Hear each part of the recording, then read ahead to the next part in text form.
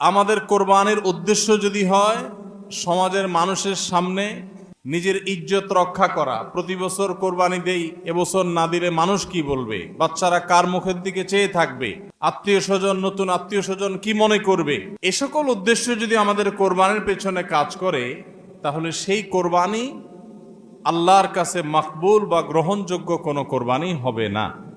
কোরবানি প্রসঙ্গে আল্লাহ রাব্বুল আলামিন বলেছেন, ইন্নামা ইয়াতাকাব্বালুল্লাহু মিনাল মুত্তাকিন।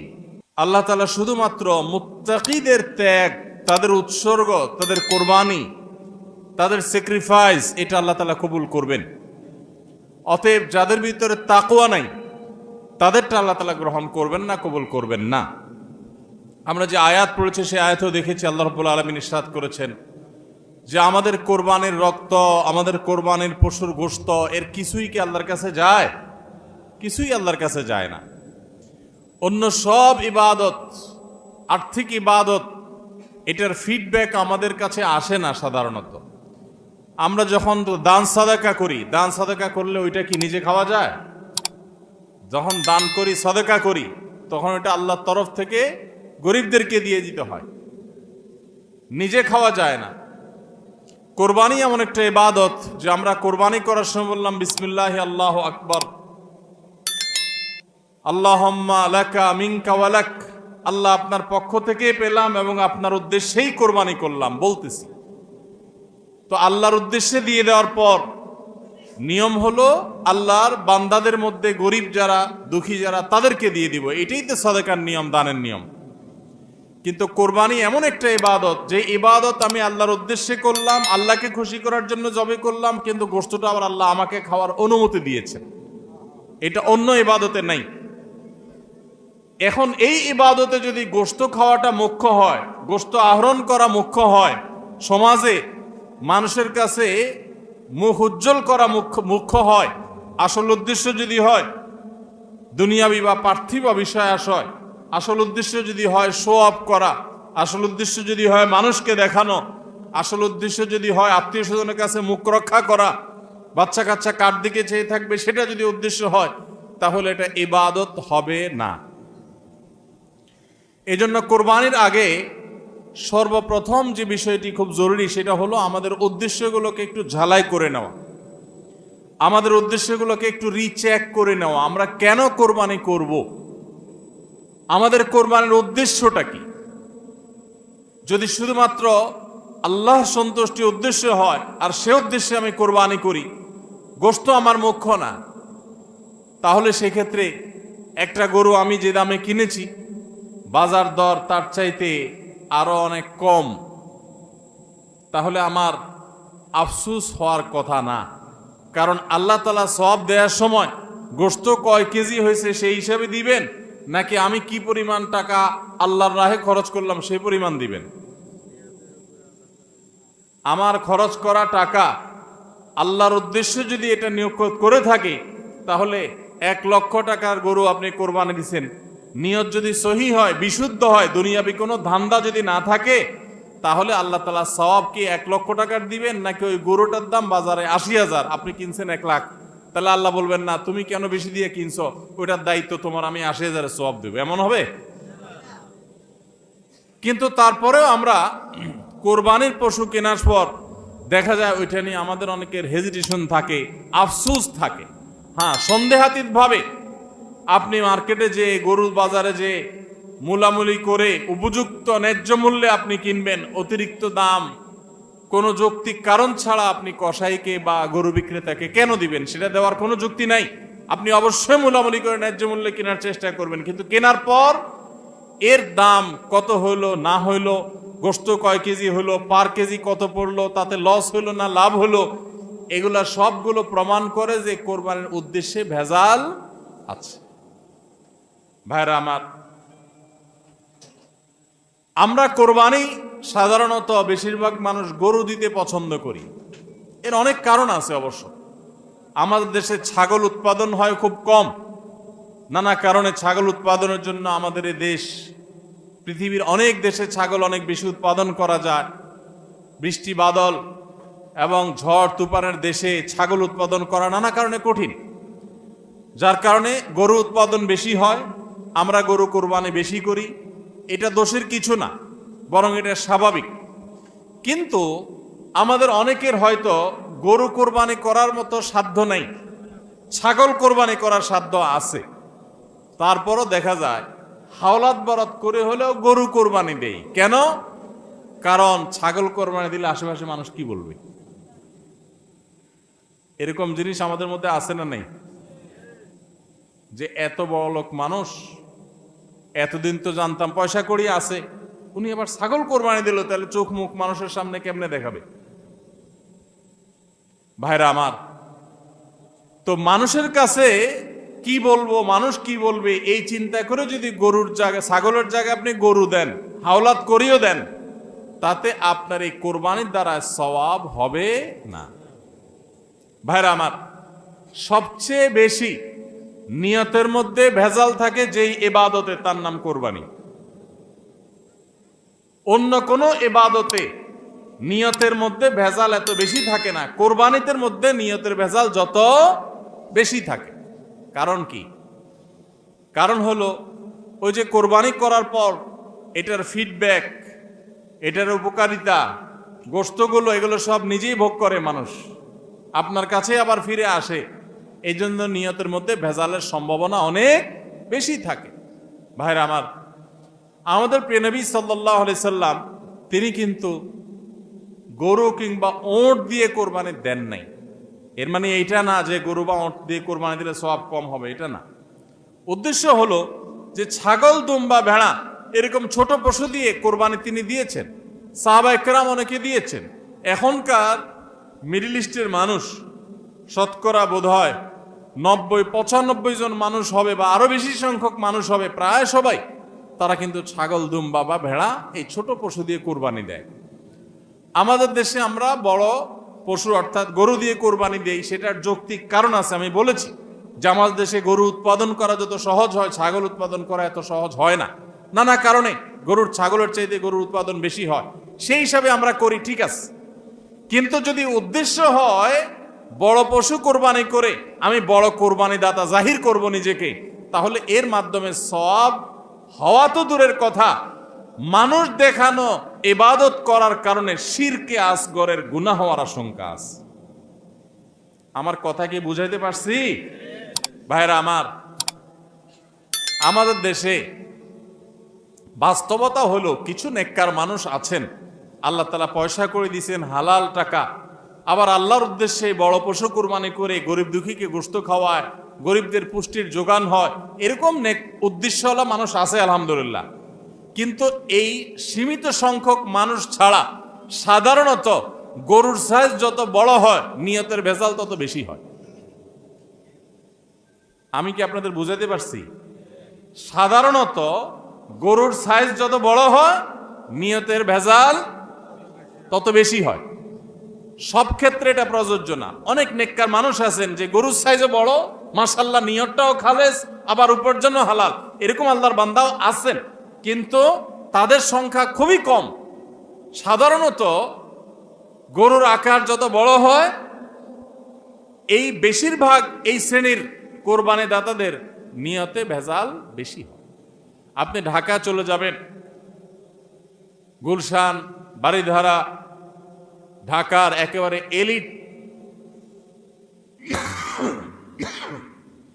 এলিট শ্রেণীর মানুষের বসবাস যে সমস্ত এলাকায়, সে সমস্ত এলাকায় দেখবেন এক এক বাড়ির ভিতরে গ্যারেজে বিশাল বড় বড় 3টা, 4টা, 5টা গরু, এক একটা 4 লাখ, 3 লাখ, 5 লাখ এরকম দামের গরু। এই বাড়িওয়ালাদের বেশিরভাগ লোকদেরকে দেখবেন জীবনে এরা মসজিদের ধারে কাছেও যায় না, কিন্তু কোরবানিটা করে মাশাআল্লাহ। কারণ কি? একে তো কোরবানি করে গরিব দুঃখী লাইনে দাঁড়ায় থাকবে, আপনার চেয়ারে বসে বসে গরিব দুঃখীরে কোরবানি গোশত দেব, ভালোই তো লাগে। একটা বাকাওয়াতি জাহির হয়, দানবীর সেটা জাহির করা যায়, উৎসব হয়, আনন্দ হয়। আমি আগে বলেছি কোরবানি এটা উৎসব, কোরবানি একটা ইবাদত, এটা ইসলাম এবং মুসলমানদের সংস্কৃতি, সন্দেহ নেই। কিন্তু সব কিছুর উপরে ইবাদতের মানসিকতা প্রাধান্য থাকতে হবে। কারণ ইব্রাহিম আলাইহিস সালাম যে কোরবানি করেছিলেন, সেই কোরবানি মূলত আল্লাহর নির্দেশ পালনার্থে করেছিলেন। তিনি মূলত আল্লাহর কাছে প্রমাণ করেছেন বা আল্লাহর কাছে প্রকাশ করেছেন যে আল্লাহ যত আদেশ করেন, যত নিষেধ করেন, সব তিনি মানবেন। এমনকি নিজের সন্তানকে কোরবানি করার নির্দেশ আল্লাহ করার পর সেটাও মানতে তিনি প্রস্তুত হয়েছেন। আল্লাহ সন্তান কোরবানি হইতে দেন নাই, কিন্তু তিনি পরীক্ষায় পাশ করে ফেলেছেন। এই কোরবানি আমাদেরকে শিক্ষা দেয় আল্লাহর আদেশ নিষেধ আমার যুক্তিতে ধরুক আর না ধরুক, আমার বুঝে খাটুক বা না খাটুক, আমার পক্ষে যাক আর বিপক্ষে যাক, আমার ভালো লাগুক আর না লাগুক, সর্বাবস্থা আমি আল্লাহর আদেশ নিষেধ মেনে চলবো। এটাই হলো কোরবানির প্রধান শিক্ষা। আল্লাহ তাআলা আমাদের সবাইকে সেই শিক্ষা মাথায় রেখে শুধুমাত্র আল্লাহকে খুশি করার উদ্দেশ্যে কোরবানি করার তৌফিক দান করুন। মেয়ে বিয়ে দিয়েছেন বা ছেলে বিয়ে করাইছেন, ব্যয়ের বাড়ি থেকে মেহমান আসবে, ব্যয়েরা জিজ্ঞেস করবে ব্যয় কি কোরবানি দিচ্ছেন। একটা ব্যাপার সেপার আছে। তখন যদি বলেন যে ব্যয় সাহেব এবার টাকা পয়সা হাতে নাই, সেজন্য এবার কোরবানি দিব না, তাহলে মুখ থাকে। এই জন্য একটা কোরবানি দেওয়া লাগে। এই কোরবানি কি ব্যয় হিসাবের জন্য হলো না আল্লাহর জন্য হলো? এই ব্যয় হিসাবের জন্য কোরবানি করলে সেটা সওয়াব হবে না, বরং শিরক হবে, শিরকে আসগর। এটাকে শিরকে আসগর বলা হয়। আল্লাহ তাআলা আমাদের সবাইকে আল্লাহকে খুশি করার জন্য কোরবানি করার তৌফিক দান করুন। আল্লাহকে খুশি করার জন্য যে কোরবানি করছেন, মাঝে মধ্যে একটু অ্যাসিড টেস্ট করবেন। অ্যাসিড টেস্ট বলবো, ধরেন আপনি প্রতি বছর গরু কোরবানি করেন, এক বছর হঠাৎ করে ছাগল কোরবানি করেন, ছাগল কোরবানি করেন। আপনি বলবেন এই বছর তাহলে তো গরু গোশত দিতে পারবো না, তো আরো কয়েকটা ছাগল কিনে কোরবানি আরো বেশি করা যায়। তো একজনে একটা বেশি করলে সমস্যা নাই। ছাগল অনেকগুলো কিনে গরিব দুঃখীদেরকে দিয়ে দেন, তারা কোরবানি করে তারা গোশত খায় ফেলাকে আপনার তরফ থেকে কোরবানি হয়ে যাবে। আপনি একটা ছাগল করেন, দেখেন এটা মানাইতে পারেন কিনা নিজেরই। যদি কোনো অসুবিধা না হয় মানাইতে, তাহলে আলহামদুলিল্লাহ আল্লাহ শুকর আদায় করতে পারেন যে আপনার নিয়তের মধ্যে বোধহয় ভেজাল নাই। আর যদি মনে হয় না প্রতি বছর গরু দেই, এবার ছাগল দিলে কেমনে হয়, মানুষ কি বলবে, তাহলে বুঝতে হবে ডাল মে কুচ কালা নেই, পুরা হি কালা হয়। আল্লাহ তাআলা আমাদের সবাইকে ইখলাসের সাথে তাকওয়ার সাথে কোরবানির এই আমলটি সম্পাদন করার তৌফিক দান করুন। ভাইরা আমার, কোরবানির সামনে আসছে, এখন থেকে আমরা একটু পরিবারের সদস্যদেরকে নিয়ে বসি, বাচ্চা সহ ফ্যামিলির সব সদস্যরা একটু বসেন, মশওয়ারায় বসেন, পরামর্শ মজলিসে বসেন, বসে জিজ্ঞাসা করেন আমরা আসলে কোরবানিটা কেন করতেছি। গোশত খাওয়া, ফ্রেশ গোশত আহরণ করা, মানুষের সামনে নিজেদের মুখ উজ্জ্বল করা, কি ধান্দা, উদ্দেশ্য কি? একজন একজন করে সবাই মতামত নেন এবং এটা নিশ্চিত করেন যে আমরা আল্লাহর জন্যই কোরবানি করছি। এটা কিভাবে নিশ্চিত করব? একটা তো বললাম যে বিশাল বড় গরু কোরবানি করেন সব সময়, এবার একটু ছাগল কোরবানি করেন, দেখেন তো মনরে মানাইতে পারেন কিনা। কারণ আপনি বলবেন ভাই গরু কোরবানিতে তো অনেক টাকা লাগে, ছাগলে তো অনেক কম টাকা লাগে, তাহলে এই কোরবানি ওইটা চাইতে কিভাবে উত্তম হয়? আমি উত্তম বলতেছি না, আমি বলতেছি যে আপনার নফস, আপনার মন মানে কি না যে আমি গরুর জায়গায় ছাগল কোরবানি করলেও তো হবে, হবে না হবে না? কেউ যদি ছাগল কোরবানি করে তার কোরবানি হবে কি হবে না? হবে।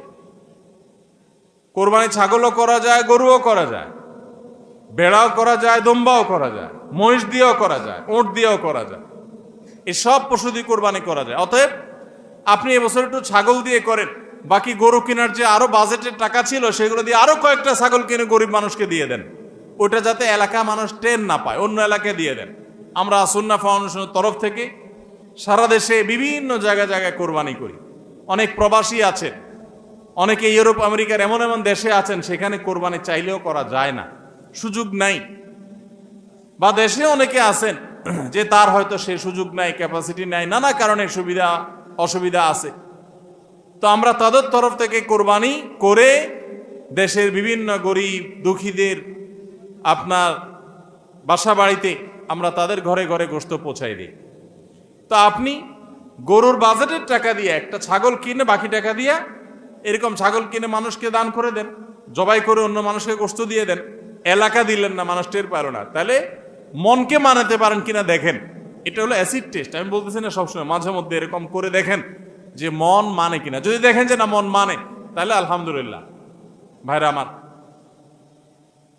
আর একইভাবে মাঝে মধ্যে আমার কোরবানি আমি জবা করলাম, গোশত সব দিয়ে দিলাম, ফ্রিজে খুব একটা ভরলাম না, অল্প স্বল্প রাখলাম। কারণ আল্লাহ তাআলা বলেছেন ফাকুলু মিনহা ওয়া আতি'মুল বাইসাল ফাকির ফাকুলু মিনহা ওয়া আতি'মুল কানি'a ওয়াল মু'তার। কোরবানি গোশত নিজেও খাবো, গরিব দুঃখীকেও খাওয়াবো, যে চায় তাকেও দিব, যে চায় না আত্মীয় স্বজন তাদেরকেও দিব। অতএব মুস্তাহাব এই তিনও ভাগে ভাগ করা, কিন্তু এটা ফরজ ওয়াজিব না।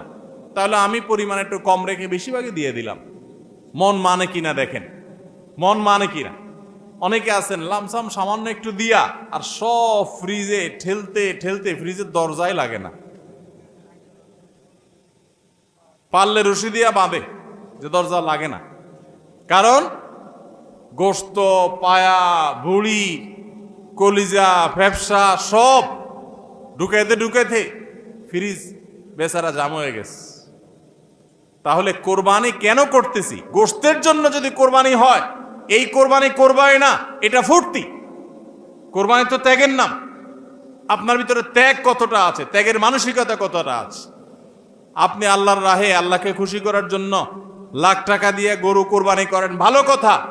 আপনার মধ্যে আসলে ত্যাগের মানসিকতা আছে কি এটা প্রমাণ করার জন্য মাদ্রাসা, নতুন মাদ্রাসা হচ্ছে, সেখানে লক্ষ লক্ষ টাকার দরকার আছে, আপনি সেখানে 20,000 50,000 টাকা অকাতরে দিতে পারেন কিনা, এটা অ্যাসিড টেস্ট।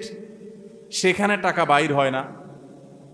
কোরবানিতে লাখ টাকা দেন, মাদ্রাসা টাকা দেন না, মসজিদে টাকা দেন না, আরো অনেক দিনের কাজ আছে সেখানে টাকা দেন না।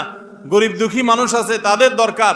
একজন গরিব তার চিকিৎসা মাত্র 20,000 টাকা হলে হয়ে যায়, আপনি 20,000 টাকা দিতে পারেন কিন্তু দেন না, 2,000 দেন, 500 টাকা দেন। কিন্তু কোরবানির সময় মাশাআল্লাহ 1 লাখ টাকার গরু কিনেন। যদি আল্লাহর জন্যই হয়, স্যাক্রিফাইসও যদি হয়, কোরবানিও করেন, ওখানেও দেন, কিন্তু কোরবানির সময় আসেন ওখানে নাই, তাহলে আপনার এই কোরবানিটা কি আল্লাহর জন্য হচ্ছে না নিজের জন্য হচ্ছে, আল্লাহর খুশির জন্য হচ্ছে না অন্য কোনো উদ্দেশ্য হচ্ছে? এই প্রশ্ন জোরালোভাবে আমাদের অবশ্যই রাখতে হবে। ভাইরা আমার, এর মানে আবার কেউ এটা বুঝেন না যে কোরবানি কম হোক আমরা সে চেষ্টা করব না, কোরবানি আরো বেশি বেশি করার চেষ্টা করবেন। কোরবানি যত বেশি হবে তত আমাদের সব দিক থেকে লাভ। যারা কোরবানি বিদ্বেষী, সেকুলার, বিশেষ করে এক শ্রেণীর মুসলিম বিদ্বেষী নাস্তিক আছে, কোরবানির মৌসুম আসলেই দেখবেন এদের পাখা গজায়। এরা দেখবেন গরুর প্রতি মায়া এত বেশি, এত দরদ। তারা বলে আহারে এতগুলো গরু জবাই করে ফেলা হবে, এই গরুগুলোর ভিতরে প্রাণ আছে, কত নির্মমতা। এরকম দেখবেন এরা এখন থেকে, এই কয়দিন পর থেকে দেখবেন সোশ্যাল মিডিয়াতে, ফেসবুকে তাদের এই সমস্ত জিগি শুরু হয়ে যাবে। আছে না নাই? এরা আবার সকাল বিকাল বিফ ছাড়া, মাটন ছাড়া, অর্থাৎ গরু গোশত আর খাসি গোশত ছাড়া, মুরগির গোশত ছাড়া তাদের নাস্তাও চলে না। তাদের নাস্তায় থাকে হলো আপনার চিকেন স্যান্ডউইচ, তাদের দুপুরে থাকে হলো বিফ কারি, তাদের রাতে থাকে হলো গরুর কালাবুনা অথবা মাটন, ডাল খাসি। 3 বেলা গোশত ছাড়া চলে না। কিন্তু মুসলমানদের কোরবানি আসলে তাদের কি হয়? অ্যালার্জি ছাড়া চুলকানি শুরু হয়। আছে না নাই? এই জন্য এদের প্রতিবাদে কোরবানি আরো বেশি করে করবেন, কিন্তু সেটা আল্লাহকে খুশি করার জন্য যেন হয়। কারে খুশি করার জন্য হবে? আল্লাহকে খুশি করার জন্য। ভাইরা আমার, কোরবানি যত বেশি হবে আমাদের যেরকম সওয়াব হবে, আমাদের দেশের অর্থনীতিতে অনেক বেশি কল্যাণ বয়ে আনবে এই কোরবানি। কিভাবে সেটা? প্রতি বছর কোরবানিতে যে লক্ষ লক্ষ গরু ছাগল জবে হয়, এই লক্ষ লক্ষ গরু ছাগল এগুলো তো আসমান থেকে নাজিল হয় না, জমিন ফেড়ে বের হয় না। এক সময় ইন্ডিয়ান গরুর উপরে আমাদের দেশ নির্ভর ছিল। আলহামদুলিল্লাহ গত বেশ অনেক বছর ধরে আপনারা দেখেন যে আমাদের দেশীয় গরু দিয়েই আমাদের কোরবানির ম্যাক্সিমাম চাহিদা প্রায় পূরণ হয়ে যায়। ইন্ডিয়ান গরুর উপরে এখন আর আমাদের কোরবানি নির্ভর নয়। এই যে গরুগুলো উৎপাদন হচ্ছে, আপনি উত্তরবঙ্গে গেলে দেখবেন, আমি যাই বিভিন্ন সময়, সিরাজগঞ্জ যাবেন, পঞ্চগড় যাবেন, ঠাকুরগাঁ যাবেন, দিনাজপুর যাবেন, বিভিন্ন জায়গায় যাবেন উত্তরবঙ্গে, দেখবেন যে কৃষকরা তারা অনেকে গরু পালন করছেন। আমরা সুন্নাহ ফাউন্ডেশন থেকে যখনই কোনো বিধবাকে, কোনো গরিব অসহায় মানুষকে স্বাবলম্বী করার জন্য বলি আপনাকে কোন জিনিসটা কিনে দিলে আপনার বা ভালো হয়, আপনি সেটা দিয়ে উপার্জন করতে পারবেন। বেশিরভাগ বিধবারা, বেশিরভাগ অসহায় মানুষেরা তারা বলে একটা গরুর বাছুর কিনে দেন, একজোড়া ছাগল কিনে দেন, তাহলে এগুলো আমি সারা বছর বড় করব। এগুলো বড় করতে এমন কোনো ঝামেলা নাই, দোকানদারি করা অনেক ঝামেলার কাজ, চ্যালেঞ্জের কাজ, বাকি চলে যায়, টাকা তোলা যায় না, এগুলো সহজ। এই বাছুরটাকে আমি ঘাস খাওয়ায় বড় করব, কোরবানি মৌসুম আসলে এই 20,000 30,000 টাকা দিয়ে কেনা বাছুরটা আমি 70,000 80,000 টাকা বিক্রি করব, ডাবল হয়ে যাবে, আমার লাভ হবে। তাদের জন্য এটা সহজ। তো কোরবানির এই ইবাদতটা মুসলমানরা যেটা করেন এদেশে, এটার মাধ্যমে এদেশের আর্থ সামাজিক উন্নতি হয়। লক্ষ লক্ষ হাজার হাজার কৃষকের, পশুপালনকারীদের তাদের উপার্জনের মাধ্যম হয়। কোটি কোটি টাকা, মিলিয়ন মিলিয়ন টাকার ডিলিংস হয়, লেনদেন হয়, যেটা জাতীয় অর্থনীতির চাকা এটাকে ঘোরাতে সাহায্য করে। কোরবানির এই ইবাদত এটা আমাদের অনেক গরিব অভাবী মানুষের পুষ্টির যোগান দেয়। আপনারা জানেন অনেক গরিব মানুষ আছেন কোরবানির মৌসুমে মন ভরে একটু গোশত খাইতে পারেন, সারা বছর গোশতের দাম এত বেশি, তো বেচারারা কিনে খেতে পারেন না। তাহলে কোরবানির এই গোশত, কোরবানির এই উৎসব, এই ইবাদত, এটার মাধ্যমে পশুপালনকারীদের উপার্জনের মাধ্যম হয়। সারা বছর যারা অপেক্ষা করে কোরবানির সময় পশু জবাই করে, পশু বিক্রি করে আবার তারা পশুপালন করবে, এর মাধ্যমে তাদের আর্থিক যে অনটন আছে এটা দূর হয়, তাদের উপার্জনের মাধ্যম হয়। আবার গরিব অভাবী মানুষ যারা আছে, যারা পুষ্টির অভাবে থাকে, পুষ্টিহীনতায় থাকে, তাদের আমিষের অভাব থাকে, তাদের খাদ্যের মধ্যে আমিষ পরিমাণ মতো থাকে না, সেই লোকগুলোর এই কোরবানি উপলক্ষে এক একজন 2 কেজি 4 কেজি 5 কেজি গোশত পাইলে কয়েকদিন ধরে তারা আমিষ খেতে পারে, তাদের পুষ্টির যোগান হয়। ভাইরা আমার, এর মাধ্যমে লক্ষ লক্ষ কোটি কোটি টাকা লেনদেন হওয়ার কারণে দেশের অর্থনীতির চাকা সচল হয়। নানা দিক থেকে এর পার্থিব উপকারিতা আছে। যারা কোরবানির বিরোধিতা করে ওরা বসে বসে ওই মাটন কারি, ওই বসে বসে আপনার বিফ, বসে বসে চিকেন স্যান্ডউইচ এবং বসে বসে তারা বার্গার খাওয়া ছাড়া আর কোনো কাজ তাদের নাই। এদেশের অর্থনৈতিক উন্নয়নের পিছনে তাদের কোনো ভূমিকা নাই। প্রবাসের যে রেমিটেন্স এদেশে আছে, যত রেমিটেন্স আসে, যেটি আমাদের দেশের অর্থনীতির চাকাকে সবচেয়ে বেশি সচল রাখে, গার্মেন্টস শিল্প একটা চাকা আর রেমিটেন্স আরেকটা চাকা, এই দুইটা চাকা আমাদের দেশের অর্থনীতিকে মূলত সচল রাখে। সবচেয়ে বেশি বৈদেশিক মুদ্রা আমরা কামাই এই দুইটা মাধ্যমে। ভাইরা আমার, আপনারা নিশ্চয়ই জানেন চাঁদপুর এলাকার মানুষ আপনারা, এই চাঁদপুরে প্রায় প্রতিটা ঘরে ঘরে বিদেশি আছে না নেই? প্রত্যেকটা ঘরে ঘরে প্রায় অনেক প্রবাসী ভাইরা আছেন। এই প্রবাসী ভাইরা যারা আছেন, যাদের টাকায় এ দেশের অর্থনীতির চাকা চলে, তারা ম্যাক্সিমাম মিডল ইস্ট প্রবাসী বা মালয়েশিয়ান প্রবাসী, ম্যাক্সিমাম তারা মুসলিম কান্ট্রিগুলোতে শ্রম দিতে গেছেন এবং তাদের ঘাম ঝরানো টাকা দিয়ে এদেশ সচল হয়। আর এই দেশের আইন, এদেশের নিয়ম, এদেশের সংবিধান, এদেশের সবকিছুর ক্ষেত্রে সবচেয়ে বেশি পোদ্দারি করে হলো ইসলাম বিদ্বেষীরা, আর টাকাটা আনে সবচেয়ে বেশি ইসলামিস্টরা। যত মধ্যপ্রাচ্য প্রবাসীরা টাকা আনে, তাদের 99% তারা আলহামদুলিল্লাহ ইসলামকে ভালোবাসে, মহাব্বত করে। আমি 10 বছর সৌদি আরবে প্রবাসী ছিলাম, আমি জানি। আমি মিডল ইস্টের বিভিন্ন দেশ ঘুরে ঘুরে প্রবাসীদের ব্যক্তিগত জীবন, তাদের চিন্তা দর্শন, এগুলোকে কাছে থেকে দেখার সুযোগ আমার হয়েছে। প্রবাসীদের যে টাকা এদেশের অর্থনীতির চাকা সবচেয়ে বেশি সচল থাকে। আমি ইউরোপ আমেরিকায় থাকা প্রবাসী ভাইদের প্রতি শ্রদ্ধা রেখে বলছি, তাদের মধ্যে অনেকে আছেন যারা দেশকে ভালোবাসেন, কিন্তু ম্যাক্সিমামের অবস্থা হলো যে তারা যদি ওই সমস্ত দেশে একবার যেতে পারে, তাহলে দেশে জমি জমা বাড়ি গাড়ি যা আছে এগুলা বিক্রি করে ডলার করে হুন্ডির মাধ্যমে নিয়ে যায়। দেশে তার একটা বাড়ি কেনা লাগবে, কারণ সে সেখানকার নাগরিক হয়ে যায়। আর মিডিল ইস্টে যারা যায় তারা নাগরিক হইতে পারে না, এই জন্য ওখান থেকে একটা রিয়াল একটা দিরহাম পারলে ওইটা বাঁচিয়ে দেশে পাঠায়। ঠিক না বে ঠিক? অতএব কোরবানির উৎসবের মাধ্যমে দেশের অর্থনীতির চাকা সচল হয়, প্রবাসীদের কষ্টার্জিত আয়ের মাধ্যমে দেশের অর্থনীতির চাকা সচল হয়। এদেশের অর্থনীতির চাকা সচল হওয়ার পেছনে সবচেয়ে বেশি ভূমিকা যাদের, তাদের বিরুদ্ধাচরণকারী যাদের কোনো ভূমিকা নাই, বসে বসে বার্গার খাওয়া ছাড়া, চিকেন আর বিফ কাট আপনার মাটন খাওয়া ছাড়া যাদের আর কোনো কাজ নাই, এরাই কোরবানি আসলে গরুর জন্য মায়া কান্না শুরু করে। এজন্য এদের প্রতিবাদে আরো বেশি বেশি করে কোরবানি করবেন। আপনাদেরকে কোরবানি কম করতে বলি নেই, কিন্তু কোরবানির উদ্দেশ্য যেন হয় আল্লাহকে শুধু খুশি করা, সেটা নিশ্চিত করতে হবে। সবাই চেষ্টা করবো তো ইনশাআল্লাহ? আল্লাহ আমাদের সবাইকে আল্লাহর উদ্দেশ্যে কোরবানি করার তৌফিক দান করুন।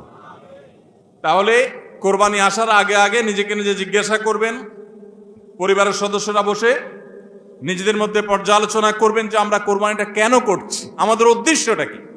আমাদের উদ্দেশ্য হবে আল্লাহর নির্দেশ পালনার্থে আমি আমার অর্থ করি এটা ব্যয় করলাম। একটা পশু কিনলাম, ঈদের আগের রাতে কিনবেন না, পারলে 2-4 দিন আগে কিনবেন। যত বেশি আগে কিনতে পারেন তত ভালো। কিনলে ওই পশুটাকে আপনি নিজে হাতে খাওয়াবেন, গোসল করাবেন, ওইটাকে পরিপালন করবেন, প্রতিপালন করবেন, ওটার প্রতি একটা মায়া হবে। এরপরে সেই পশু যখন জবে হবে নিজের কাছে একটু খারাপ লাগবে। এটা এক ধরনের স্যাক্রিফাইস। ফজর নামাজ যখন পড়বো মনে চায় না, তারপরেও কষ্ট করে উঠে পড়বো, এটা স্যাক্রিফাইস। তো কোরবানির এই ইবাদত আমাদেরকে স্যাক্রিফাইস এবং ত্যাগ শিখায়। আল্লাহকে সন্তুষ্ট করার জন্য আমরা যেই কোনো ধরনের স্যাক্রিফাইস করার চেষ্টা করব। আল্লাহ আমাদের সবাইকে তৌফিক দান করুন। ভাইরা আমার, আমাদের কোরবানি যেন অর্থবহ হয়, বিশুদ্ধ হয়, এবং আমাদের কোরবানি যেন ত্রুটি মুক্ত হয়, এই ইবাদতের সওয়াব যেন আমরা আল্লাহর কাছে লাভ করি। সেজন্য দ্বিতীয় যে পরামর্শ দিতে চাই বা যে দ্বিতীয় আমলটি কথা বলতে চাই সেটি হলো, কোরবানির পশু এটা যারা বানাবে সে সমস্ত কসাইদেরকে উপযুক্ত মজুরি আমরা দিব, তাতে কোনো কার্পণ্য করব না। কিন্তু কোরবানির পশুর কোনো গোশত মজুরি হিসাবে দেওয়া যাবে না। কোরবানির পশুর গোশত যদি মজুরি হিসাবে দেন তাহলে সেটা জায়েজ হবে না, আপনার কোরবানি হবে না। তো যেটা বলছিলাম যে কোরবানির পশুর গোশত এটা যে কসাইরা বানায়, সে কসাইদেরকে কোরবানির পশুর গোশত থেকে কিছু দেওয়া যাবে না।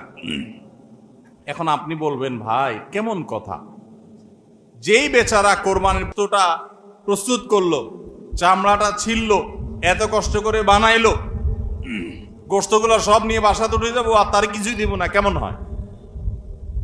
দেখতে মনে হচ্ছে এটা অমানবিক না? আসলে কাহিনী ভিন্ন। কাহিনী কি? কাহিনী হলো, কোরবানির পশু আমরা যখন জবাই করলাম, বিসমিল্লাহ আল্লাহু আকবার, আল্লাহুম্মা মিনকা ওয়ালাক, এটা যখন জবাই করলাম আল্লাহর নামে, তখন এই পশু আল্লাহর নামে জবে হয়ে গেছে। এটা মূলত যেটা বললাম গরিব দুঃখীকে দেওয়ার কথা। কারণ আমরা যখন যাকাত দেই, সাদেকা দেই, তখন কি ওটা নিজে খাইতে পারি? আর তাহলে কোরবানি গোশত তো খাইতে পারার কথা না, কিন্তু আমরা খাইতে পারতেছি কেন? আল্লাহ তাআলা এই একটা আর্থিক ইবাদত আল্লাহ কবুল করেছেন। আমরা যখন সহি নিয়ত যদি করে থাকি, আল্লাহ কবুল করে এরপর বলেন ঠিক আছে তোমাকে দিলাম, তুমি খাও আমার তরফ থেকে, আল্লাহর তরফ থেকে আবার আমি খাই। তো এই কোরবানের গোশত এটা বিক্রি করা জায়েজ আছে না জায়েজ নাই? না জায়েজ। কেন জায়েজ নাই? কারণ এটা তো ওই যে আল্লাহ আমাকে হাদিয়া দিয়েছেন গ্রহণ করার জন্য, আল্লাহর নামে দিয়ে দিয়েছি, এটা আমি বিক্রি করার সুযোগ নাই। এখন কসাইকে যদি আমি গোশত দেই পারিশ্রমিক হিসাবে, তাহলে এটা একরকম বিক্রি করার মতো হয়। কিভাবে? তিনি কষ্ট করেছেন, তাকে তার বিনিময় দিলাম, তাহলে বিক্রি করার মতোই হলো। আমি গোশতটা তাকে একটা বিনিময় নিয়ে দিলাম, গোশত দিয়ে টাকা নিলাম, বিক্রি করা এটা, এখানে গোশত দিয়ে শ্রম দিলাম, একই জিনিস। এই জন্য এটা জায়েজ নাই। তাহলে কি করবেন? কসাইকে তার ন্যায্য মূল্য দিবেন। একটা গরু বানানোর জন্য যা লাগে তা পুরাটা দিবেন এবং আগে ভাগে এগুলো চুকায় নিবেন। মুশকিল হলো কসাইরা জানে যে একটা গরু বানাইতে হয়তো বাজার দর অনুযায়ী সে 10,000 টাকা নিত, এখন সে 8,000 রাজি হয়ে গেছে। কেন 8,000 রাজি হয়ে গেছে? কারণ সে জানে তার সাথে আরো যে 3জন 4জন থাকবে, সবাইরে আপনি কমপক্ষে এই 4 জনকে যদি 2 কেজি করে বা 3 কেজি করে গোশত দেন, তাহলে 3-4 12 কেজি হবে। তো 12 কেজি গোশতের বাজারের দাম কত? হ্যাঁ, তাহলে চিন্তা করবে সে যে আমার তো এই দিক দিয়ে 2,000 টাকা ছাড় দিলাম আর পাইলাম তার চাইতে আরো অনেক বেশি। এই জন্য কসাই কম টাকা রাজি হয়ে যাবে। কসাইকে এই জন্য আগে ভাগে বলে দিবেন, শুনেন, কথা শুনেন ভালো করে, গোশত কিন্তু আপনাকে এক পিছু দেব না, আপনি কত নিবেন সেটা আপনি চুকান, আমার খাটলে নেব, না হলে অন্য কসাইয়ের সাথে আলাপ করব, কিন্তু আগে মাথায় এটা রাখেন আপনারা কিন্তু আমি গোশত দেব না, টাকা যা নেওয়ার নিবেন। নবী করিম সাল্লাল্লাহু আলাইহি সাল্লাম আলী রাদিয়াল্লাহু তাআলাকে এটা বলে দিয়েছেন, কোরবানি করার সময় বলে দিয়েছেন, দেখো কসাইকে কিন্তু কোরবানি গোশত দিবা না। কোরবানি গোশত শুধু না, কোরবানি পশুর কোনো কিছু বিনিময় সে দেওয়া, তাকে টাকা দিবা আলাদা, যত টাকা লাগে সেটা দিবা, গোশত দিবা না, তাহলে বিনিময় হয়ে যাবে, এটা জায়েজ হবে না, তোমার কোরবানি হবে না। এই জন্য ভাইরা এই জিনিসটা আমাদের সাবধান থাকতে হবে, কসাইকে কোরবানি গোশত বিনিময় হিসাবে দেওয়া যাবে না। হ্যাঁ, কসাই যদি গরিব হয় তাহলে সেক্ষেত্রে অন্য গরিবকে আপনি আধা কেজি করে দিচ্ছেন, কসাইরও আধা কেজি দিতে পারেন, অন্য গরিবকে 1 কেজি করে দিচ্ছেন, কসাইরও 1 কেজি দিতে পারেন, কিন্তু কসাই হিসাবে না। সেটা হলো তিনি যদি কসাইগিরি নাও করতেন তারপরও আপনি তাকে দিতেন যদ্দূর অদ্দূর দিবেন। এর বেশি যদি আপনি দেন এবং সেটা যদি বিনিময় হিসাবে দেন তাহলে কি হবে না, জায়েজ হবে না। এই একটা মাসআলা না জানার কারণে আমাদের অনেকের কোরবানি এটা নিয়ে টানাটানি দেখা দেয়। নাম্বার 3 এবং শেষ পয়েন্ট হলো, কোরবানির পশুর গোশত এটা আপনি আহরণ করতে গিয়ে মাথায় রাখবেন যে কোরবানির পশুর রক্ত, বুড়ির ময়লা, এগুলো যেন আশপাশের পরিবেশটা নষ্ট না করে। আমরা অনেক সময় দেখি কোরবানির ঈদের 2 দিন 4 দিন 5 দিন পর পর্যন্ত রাস্তাঘাট দিয়ে চলা যায় না দুর্গন্ধের চোখে, ঠিক না বেঠিক? এবং কোরবানির মৌসুমে প্রায় বিভিন্ন বছরে দেখি আমরা বন্যা হয়, এই ময়লাগুলো পানির সাথে বিভিন্ন জায়গায় ছড়ায় পড়ে। বিশেষ করে আমাদের বাইরে আশেপাশে রাস্তাঘাট দিয়ে পথচারীরা যখন চলে, আপনার কোরবানির পশুর দুর্গন্ধ, এটার ময়লা, রক্ত, এগুলো যদি আশপাশে পরিবেশ নষ্ট করে, মানুষের নাক ধরে, মানুষ অসুস্থ হয়, নানা রকমের রোগ তৈরি হয়, এখান থেকে নানা রকম রোগবালাই ছড়ায় এবং মানুষের কষ্টের কারণ হয়, তাহলে কোরবানি দিয়ে আপনি সওয়াবের পরিবর্তে গুনাহ হওয়ার আশঙ্কা আছে। এই জন্য নিজ দায়িত্বে আমার পশুর কোরবানির রক্ত গর্ত করে এমনভাবে কোরবানি করব যে সব গর্তে চলে যাবে এবং মাটি চাপা দিয়ে দিব এবং পানি দিয়ে এমনভাবে পরিষ্কার করে দিব, ব্লিচিং পাউডার ইত্যাদি দিয়ে এমনভাবে পরিষ্কার করব যাতে করে আশপাশে কোনো মানুষের কষ্ট না হয়। অনেকে আছেন কোরবানির বুড়ির ময়লাগুলা যেখানে সেখানে ফেলে দিয়ে রাস্তার পাশে উনি বুড়িটা নিয়ে চলে গেছেন। এটা কোনো ভালো মুসলমানের কাজ না, এটা ফাসেক মানুষের কাজ। নবী করিম সাল্লাল্লাহু আলাইহি সাল্লাম ঈমানের শাখা বলতে গিয়ে বলেছেন, ইমাতাতুল আযা আনিত তরিক, ঈমানের একটা শাখা হলো রাস্তায় এমন কিছু যদি কেউ কষ্ট ফেলে রাখে যেটাতে আরেকজনের কষ্ট হয়, সেটা আপনি আরেকজন ফেললে আপনি সরাই দিবেন, এটা হলো ঈমানের দাবি। আর আপনি নিজে যদি ফালান সেই জিনিসটা, যে জিনিসটা মানুষের কষ্ট হয়, তাহলে এটা তো কুফরির অঙ্গ হবে। কথা কি বুঝাইতে পারছি? আমরা অনেকে কোরবানি করি কিন্তু এই জিনিসগুলো খেয়াল করি না যে আমার কোরবানিটাকে অনর্থক করে দিতে পারে, অর্থহীন করে দিতে পারে, সওয়াবের পরিবর্তে গুনাহ হতে পারে। এই জন্য কোরবানির পশুর রক্ত, ময়লা, বুড়ির ময়লা, এই সবগুলোকে আমরা নিজ দায়িত্বে একেবারে পরিষ্কার করে রাখবো। মনে থাকবে তো ইনশাআল্লাহ? আল্লাহ তাআলা আমাদের সবাইকে কোরবানির এই ইবাদতকে আল্লাহকে সন্তুষ্ট করবার উদ্দেশ্যে খালেস এবং বিশুদ্ধ নিয়তে, সহি নিয়তে, এবং এই কোরবানিকে আল্লাহ তাআলা বিশুদ্ধ উপায়ে আমাদেরকে সবাইকে সম্পাদন করার তৌফিক দান করুন। আমাদের কোরবানির পশুর রক্ত বা পশুর কোনো কিছু দুর্গন্ধ বা কোনো কিছু, কোনো ময়লা যেন পরিবেশকে দূষিত না করে, মানুষের কষ্টের যেন কারণ না হয়। আল্লাহ তাআলা আমাদের সবাইকে সে বিষয়গুলোকে মেনে চলার তৌফিক দান করুন।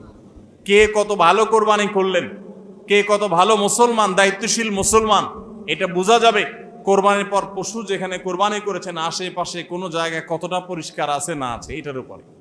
এটা হলো মিটার, এটা দিয়ে মাপা যাবে যে আপনি মুসলমান, ইসলাম কতটা বুঝছেন। শুধুমাত্র জবাই করলেন আর গোশত খাইলেন ইবাদত হয়ে গেল, এত সোজা না। আল মুসলিমু মান সালিম আল মুসলিমুনা মিন লিসানিহি ওয়া ইয়াদিহি, যার হাত মুখ দ্বারা অন্য মুসলমান নিরাপদে থাকে সেই মুসলমান। আপনার জবাই করা পশুর রক্ত, এটার গন্ধ কয়দিন পরে ছড়াচ্ছে, শুকায় রক্ত গন্ধ বাইর হয়েছে, ময়লা আছে সেগুলো গন্ধ বাইর হয়েছে, তা অন্য মানুষের কষ্ট হচ্ছে, আপনি মুসলমান হতে পারলেন না, আপনার এটা ইবাদত হলো না। এই জন্য এই একটা বিষয় মনে হতে পারে ছোট্ট বিষয়, এই ছোট্ট বিষয়টাই কিন্তু আমাদের ইবাদতকে নষ্ট করে দিতে পারে। আমরা সবাই খেয়াল করবো তো ইনশাআল্লাহ। আল্লাহ তাআলা আমাদের সবাইকে আমল করার তৌফিক দান করুন। জাযাকুমুল্লাহ খাইর।